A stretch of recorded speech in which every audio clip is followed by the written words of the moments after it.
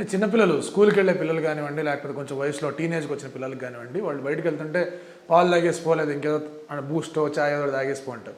Boost చాయ్ పక్కన పెడదాం, పాలు తాగేసిపో అని అందరూ అంటూ ఉంటారు. సో వాళ్ళకి ఎట్లా చేయాలి? ఎదిగే పిల్లలకి, చిన్న వయసు పిల్లలకి వాళ్ళ ఆహారం. పాలు కూడా మంచి పాలు అంటే భిన్న చెడిపోవాలి, అంటే బ్యాక్టీరియా లవ్ చేస్తూ ఉంది. మంచి నీళ్ళు అంటే పాచి పట్టాలి, దాంట్లో పురుగులు గుడ్లు పెట్టాలి. సో మనకు చెడిపోని పాలు చెడిపోని నీళ్లు ఉన్నాయంటే మంచిది కాదు, అంటే దాంట్లో లైఫ్ క్రియేట్ కావడం లే. సో మా పాలు 6 నెలలు చెడిపోమంటే డేంజరస్ అని అర్థం. సో దాంట్లో మైక్రోబ్సే పెరగడం లేదంటే మనకి ఎట్లా శక్తిని ఇస్తుంది? రెండోది దాంట్లో ఉండే క్రీములన్నీ తీసేసి దాన్ని చెడిపోకుండా హైడ్రోజన్ పెరాక్సైడ్లు, క్యాస్టిక్ సోడాలు ఇవన్నీ కలుపుతారు.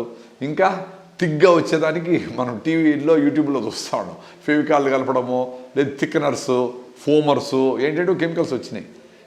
ఏం జరుగుతుందో మనకు తెలియదు. కాబట్టినే ఇన్ని పాలు తాగుతూ ఉన్నా కాల్షియం డెఫిషియన్సీ ఉంది అందరికీ, ఇన్ని ఐరన్ ట్యాబ్లెట్ తింటా ఉన్నా ఐరన్ డెఫిషియన్సీ ఉంది 58 మందికి. సో వాళ్ళు చేసే విధానంలో ఏదో మేజర్ పొరపాటు ఉంది అని అర్థం. సో అన్ని నువ్వులు నోట్లో వేసుకొని బెల్లం ముక్క వేసుకుంటే కాల్షియం వస్తుంది. 1 లీటర్ పాలల్లో ఉండేది 50 గ్రాముల కాల్షియంలో ఉంటుంది. సో 50 గ్రాముల కాల్షియంతో లడ్డూలు చేసి 2 లడ్డూలు వారంలో 2 సార్లు తింటే ఎవరికి కాల్షియం డెఫిషియన్సీ ఉండదు. సజ్జ జావ తాగితే అందరికీ ఐరన్ మ్యాక్సిమం ఉంటుంది.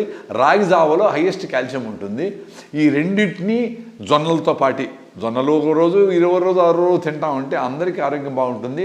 ఐరన్ డెఫిషియన్సీ ఎప్పుడు లేదో, థైరాయిడ్ సమస్యలు, రకరకాల సమస్యల నుంచి బయటపడతాము, ఇమ్యూనిటీ పెరుగుతూ వస్తుంది.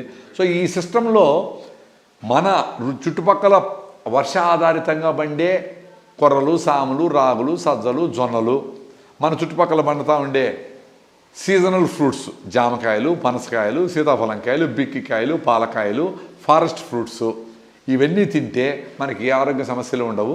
కొంచెం కష్టపడి చెమట గారిస్తే ఏ ప్రాబ్లమ్స్ ఉండకుండా పోతాం. Like and subscribe Eagle Health and Beauty.